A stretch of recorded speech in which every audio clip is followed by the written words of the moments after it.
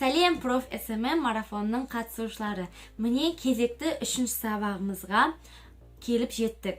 Енді қараңыздар, кішкене бір қорытындылап жіберсек, бірінші күні біз Instagram парақшамызды жөндеп, ішіндегі керек емес ақпараттардан арылып, полностью интерфейсін жөндеп, әдемі қылдырып қойдық, иә? Міне енді парақшамызға көз тартарлықтай бір қарауға болады, иә? Екінші күні біз саламызды таңдаған болатынбыз, ниша, иә? Ол нишада сіз өзіңіздің Instagramда қандай тақырыпта пост жазғыңыз келеді, қандай тақырыпта сөз қозғағыңыз келеді, соны анықтап алдыңыз, және болашақта сол посттар арқылы қандай өніміңізді сатқыңыз келеді. Міне соған байланысты өз салаңызды анықтап алған боларсыз. Енді үшінші бүгінгі күні сіздер пост-контент, яғни пост-контент емес, жалпы Instagramның контенті туралы өтетін боламыз. Бүгінгі сабақта контентпен жұмыс жасап үйренетін боламыз. Контент дегеніміз не? Жалпы Instagram контент дегеніміз жалпы Instagramда сіздің өзіңіздің таңдаған салаңызға байланысты жазылатын посттарыңыз, салатын фото, видеоларыңыз барлығы бір сөзбен контент деп аталады. Оның ішіндегі мазмұны сол өзіңіздің таңдаған салаңызға байланысты жазылып отырады. Енді кеше ғана менде марафон қатысушыларында мынандай сұрақ туындады. Альфия ханым, марафонында мен осындай саланы таңдадым. Ендеше мен әлі ол саланың маманы емеспін, бірақ болашақта сол маманы болғым келеді. Сол туралы пост жазғым келеді. Мен де осы контентте тек қана сол туралы ғана жазамын ба дейді тақырыптарының бәрі. Әрине жоқ. Тек қана сол маман жаңағыдай салаңызды таңдағаннан кейін тек қана ол туралы жаза бермейсіз ол жерде. Сіз егер өзіңізде жеке аккаунт, яғни жеке Instagram парақшаңыз болса, онда міндетті түрде өзіңіздің өміріңізде болып жатқан бір оқиғалармен, немесе өтіп кеткен бір оқиғалармен, басыңыздан өткен сондай оқиғалармен бөліссеңіз болады. Неше түрлі лайфхактармен, неше түрлі пайдалы өзіңіздің салаңызға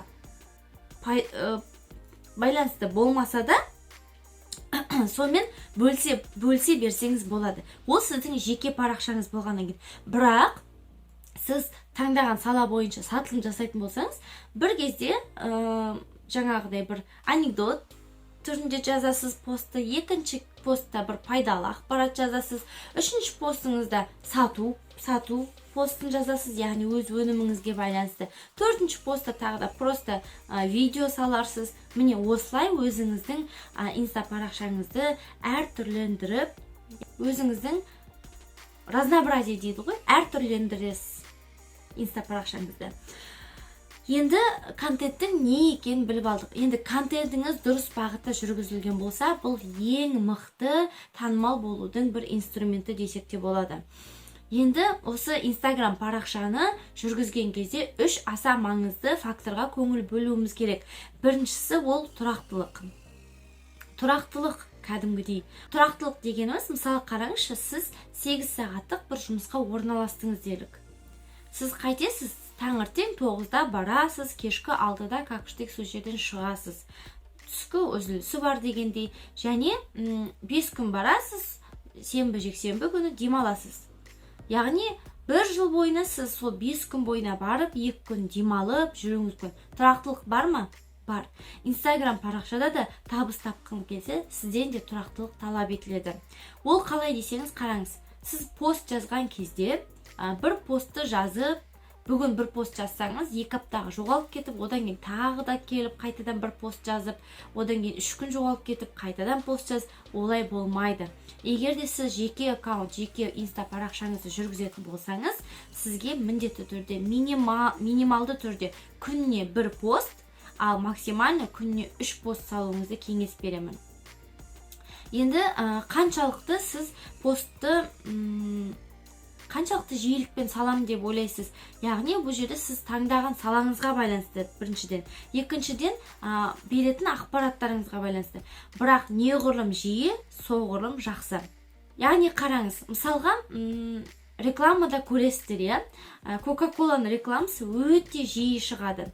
Және жиі шыққан соншалық, мысалға, оның қарапайым, мысалға, сізді коланы немен ішкен ұнайды дейді. Палау, біреу манты деп айтып жатады, и коланың соңында, рекламаның соңында пс деп ашылған кезде не істейді?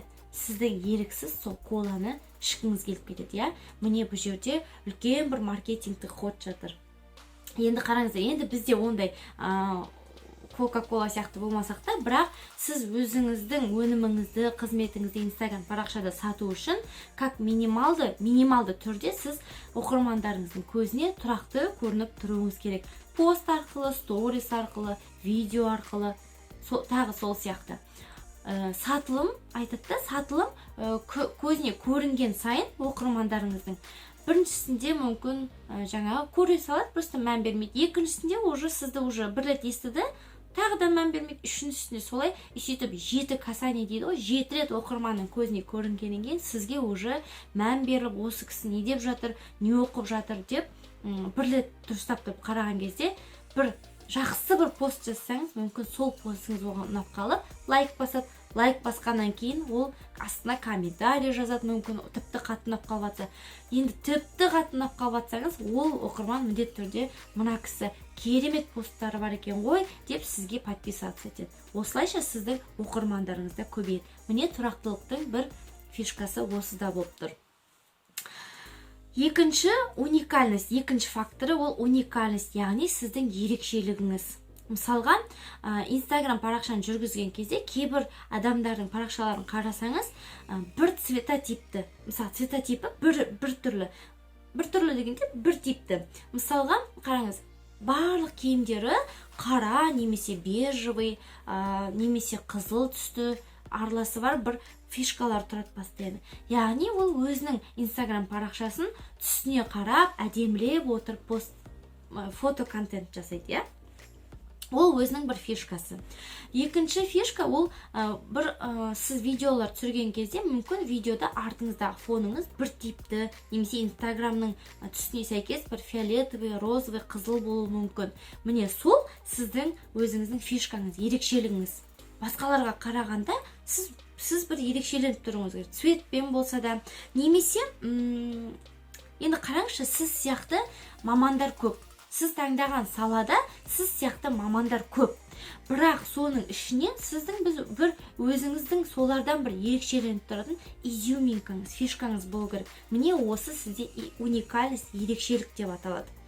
Ол қалай болуы мүмкін? Жаңа айттым, фоныңыз болуы мүмкін, немесе салатын фотоларыңыздың бір цветі бірегей болуы мүмкін, немесе бір киіммен түсуіңіз мүмкін. Мысалға, сіз егерде компанияның парақшасын жүргізетін болсаңыз, онда сіз постоянно компанияның логотипі бар бір арнайы формамен шығып тұрсаңыз, оның көзіне сол компанияның бетке ұстары болып, постоянно сол оқырманның көзінде қалып қаласыз. Енді үшіншісі, бір фишкалардың бірі ол фраза болуы мүмкін. Яғни сіздің осы Инстаграмда видеоларыңызда, стористарыңызда, немесе посттың астына жазып кететін бір фраза болуы мүмкін. Мысалға, енді теле жүргізушілердің бір ойыма келіп тұр сөздері қазір. Ол мысалы жаңалықтарда бүйтеді. Келесі кездескенше еліміз аман, жұртымыз тыныш болсын деген сияқты. Одан кейін немесе жаңағы бәріңіз білетін айтуға оңай программасы болған кезінде сол жерде біреудің бір қиын мәселесі, немесе бір шынымен де бір шешімі қиын мәселе бір талқыланады да, соңында жүргізуші бүйтіп айтады. Жаңағы проблеманы қозғап келеді да, айтуға оңай деп айтады. Ол міне сол программаның өзінің бір фишкасы болады. Сол сияқты осындай үш маңызды факторға өте аса мән беруіңіз қажет. Жаңа ғана сізге айтқан болатынмын, тұрақтылық керек, шынайылық керек деп та посттан.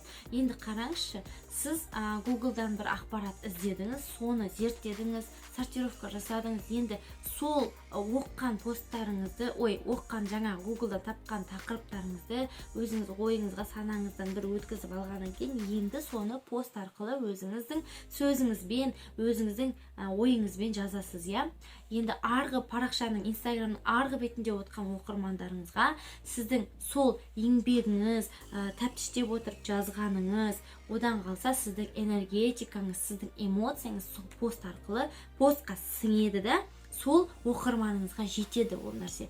Өзіңіз де байқайтын шығарсыз, кейбір бір адамдар посттан оқысаң, дәл бір сізге айтып тұрғандай, дәл бір сіздің проблемаңызды айтып тұрғандай болып, бір сондай бір сезім пайда болады, сізге ұнайды, сіз міндетті түрде лайк басасыз оған, иә? Немесе сақтап аласыз. Міне, сондықтан да сізге айтарым, пост жазған кезде шынайылық өте қатты маңызды.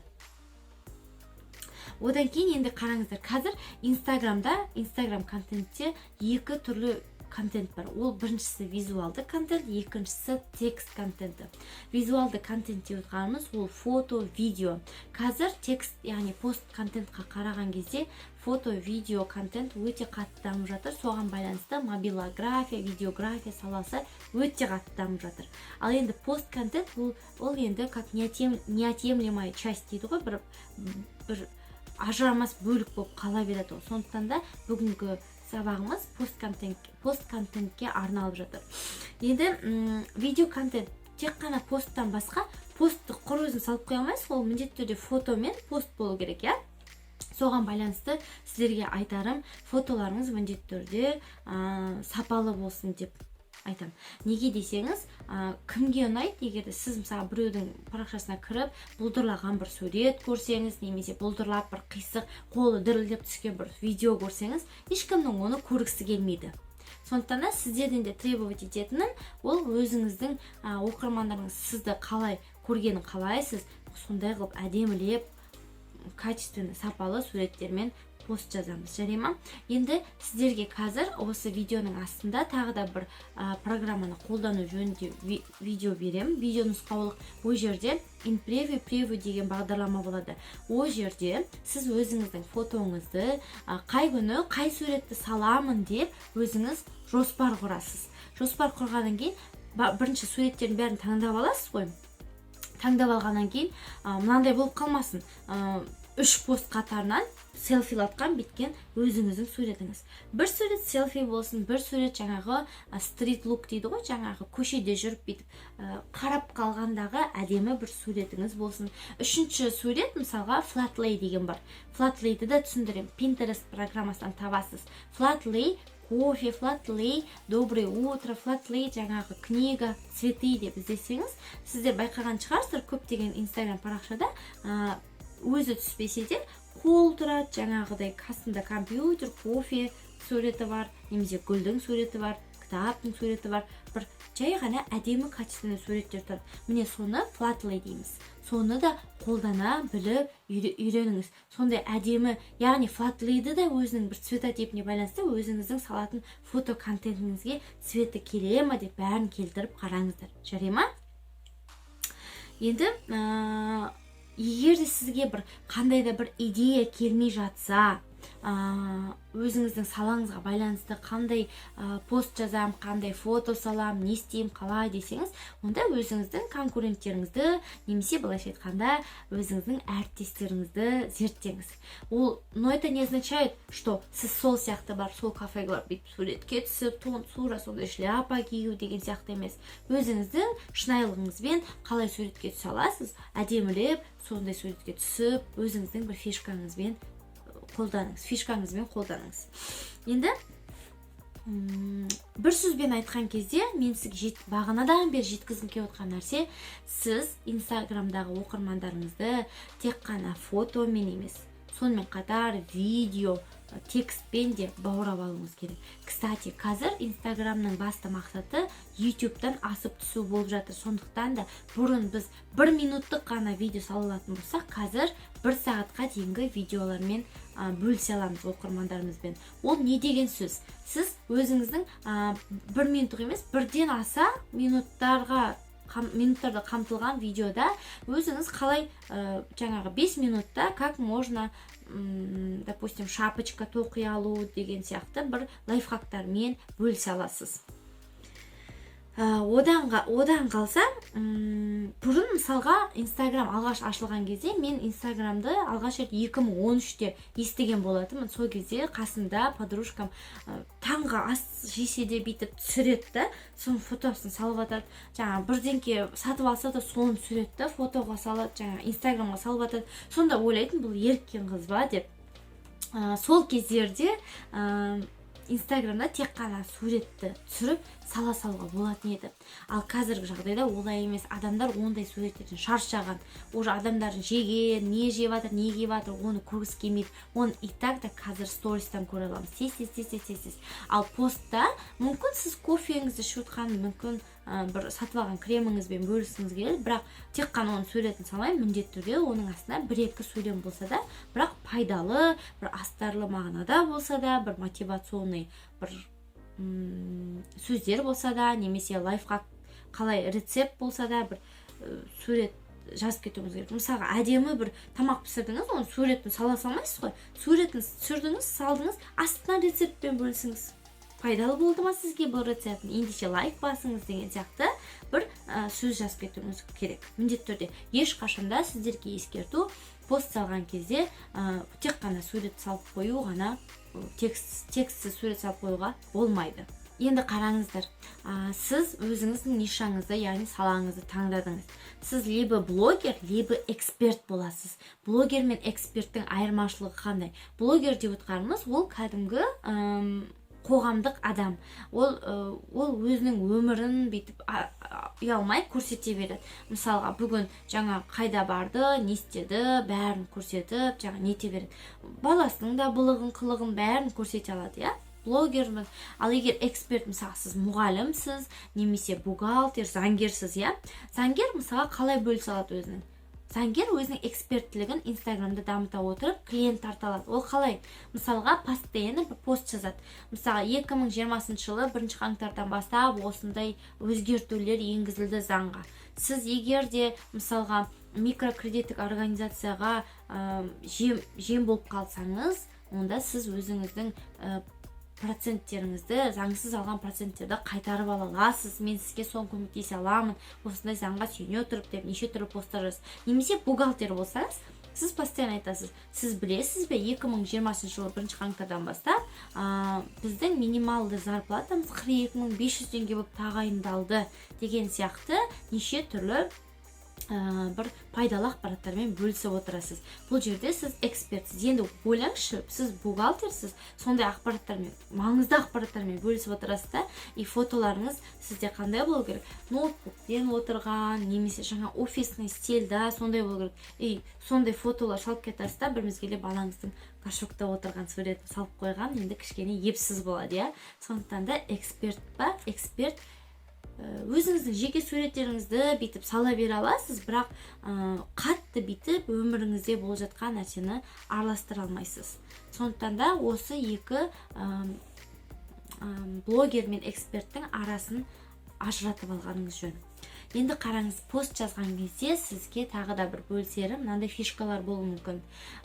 Сіздің жазу стиліңіз әртүрлі мүмкін. Біреулер тек қана қазақша жазады, біреулер орысша, ал біреулер тіпті шала қазақша, орысша қазақша араластырып жаза береді, иә?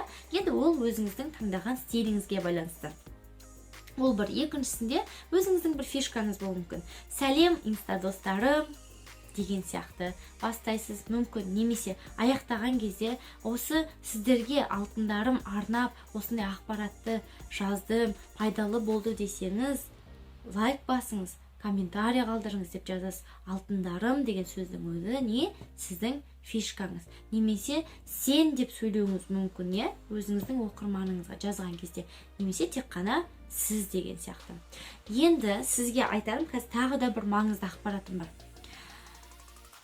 Сіз бір ай немесе бір айға пост-контент құрдыңыз, жоспар құрдыңыз. Енді оның ішінде барлық пайдалы ақпарат бола берсе, адамдар да мезі болып шаршайды. Адамдарға әрдайым бір пайдалы ақпарат әрине жақсы ғой, бірақ одан да адамға нагрузка түседі, ол адам сізден кетіп қалуы мүмкін, иә, оқырманыңыз. Сондықтан да қараңыз, бір айлық жоспарыңызды 100% деп алсақ, оның яғни 50% пайдалы ақпарат болу керек. 30% ойын сауық ақпаратты болу керек, және қалған 20% жарнамалық ақпарат болу керек, сату ақпараты болу керек. Енді 50% пайдалы ақпарат дегеніміз түсініп отырсыз. Какой-то бір заңдармен, жаңа мысал ретінде да бухгалтерді келтірдім ғой, солай болуы мүмкін. Ал 30% қандай? Мысалы, блогер болатын болсаңыз, айтасыз, менің өмірімде 10 болған оқиға, соның ішінде 2 өтірік. Кім сол 2 оқиғаны табады, мен оған мысалға единица ретінде 2000 теңге салып жіберемін. Ал кеттік ендеше деген сияқты. Немесе жаңағы 10 айырмашылықты тап деген сияқты 2 сурет до и после каруселге қойып қойсаңыз болады. Ол идеялар көп, ол өзіңіздің фантазияңызға байланысты. Міне 30% ойын сауық болды. Енді 20% жарнамалықта сіз өзіңіздің өніміңізді, жаңағы қызметіңізді сата аласыз. Ол жерде кәдімгідей явно жаза аласыз. Егер де сіз осы Инстаграмды әлі де қолға алмай жүрсеңіз, пожалуйста, менің осындай күні басталатын марафоныма қатысыңыз. Осындай жеңілдікпен бар болғаны 990 теңге деген сияқты, немесе 15 мыңның сабағын бар болғаны 5000 теңгеге ала аласыз деп кәдімгі ашықтан ашық жарнамалай аласыз. Сторисіңізді да, жаңағы өзіңіздің постыңызды да. Постоянно сатамын, марафонға қатыс деп жарнамалай берсеңіз, одан да адам шаршайды. Сондықтан да әртүрлі болу өте маңызды. Ендеше бүгінгі тақырып осымен түсінікті болды деген үміттемін. Сіздерге бүгінгі тапсырма пост-контент, фото-контентті жоспарлау. Ендеше профессионал марафоншылары келесі сабақта кездескенше.